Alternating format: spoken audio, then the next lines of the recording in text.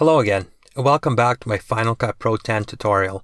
In this video, I'm going to add some music to my video and finish my rough draft. This is part 5 of my series.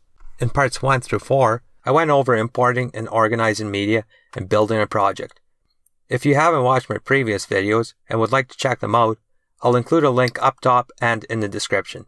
As always, likes and subs are always greatly appreciated, and any questions you may have will be answered in the comments section.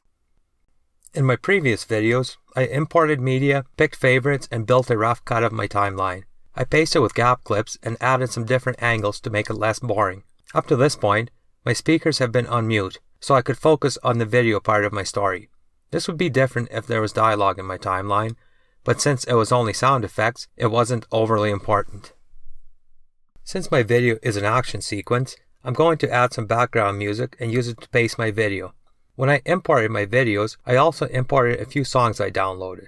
YouTube has a great selection of royalty-free music that you are welcome to use with either no strings attached, or you have to give the artist credit in the description if you post it online. I'll include the link to YouTube's royalty-free library in my video description. With my Bike Adventures project open in Final Cut Pro, I'll click on the Expand button in my Smart Collection and choose Audio Only. This brings up the songs I imported into my library. Songs are green in color so they can easily be identified. Pick the song you want to use, and with the playhead queued to the beginning of the project, click the Connect button or press Q. The song is connected below my storyline. Unlike video, where only your top layer is visible, Final Cut Pro mixes all your audio layers and plays them at the same time. From the Clip Appearance menu, choose the Audio Waveform option and adjust the clip height to make it easier to work with. The music will be a little too loud, so first thing I'm going to do is turn down the clip volume by either clicking and dragging down this line, or using a keyboard shortcut Ctrl and minus sign.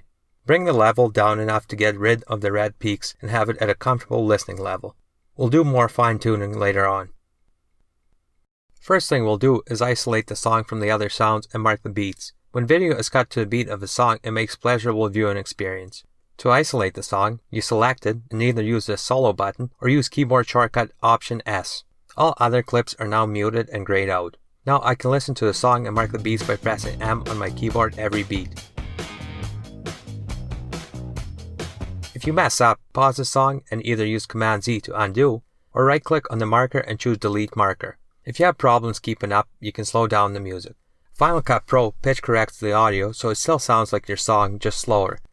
To slow it down, click on the Speed menu and choose Slow and whatever percentage you want. The song will slow down and make it easier to mark the beats. After marking all your beats, click on this bar above your sound clip and choose Normal to revert your song back to normal speed.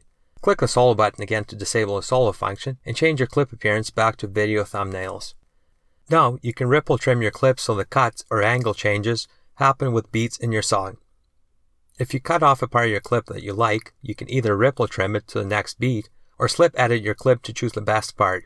A slip edit is a safe edit for setting the B-roll clips to their best content without disturbing other clips.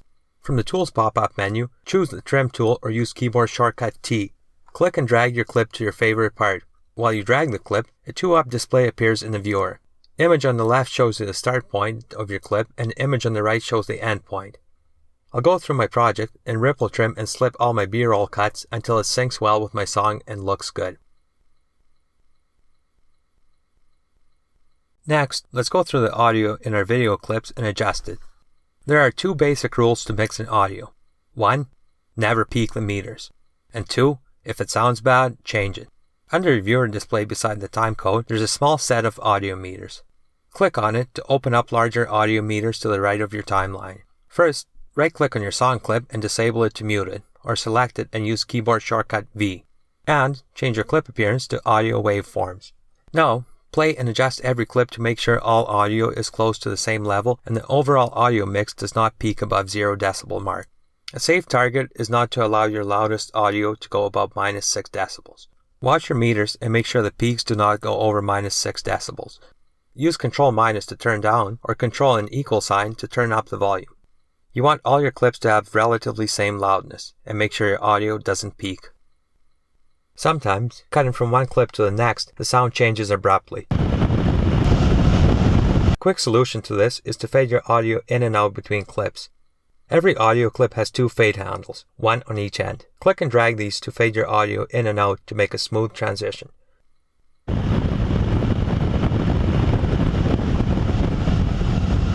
Also, sometimes one of your clips may have bad audio, and the clip above or below it has much better audio. Simply turn down the volume of your bad audio clip and use the sound from the good audio clip. I'm going to go through and adjust all my volume levels to get a good level, where both music and sound effects are both audible. Don't forget to enable a song you disabled earlier.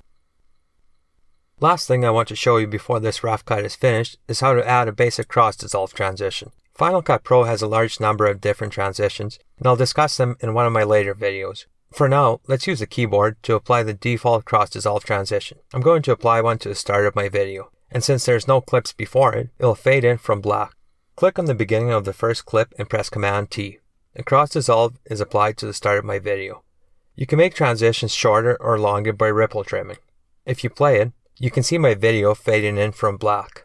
You can also cross dissolve between 2 clips. Select the start or an end of a clip and press Command T. Play through to see one clip fade into the next one. A word of caution: overusing transitions makes a video look very amateur, so use them sparingly. I'm going to add cross dissolve to the end of my video and my rough cut is finished.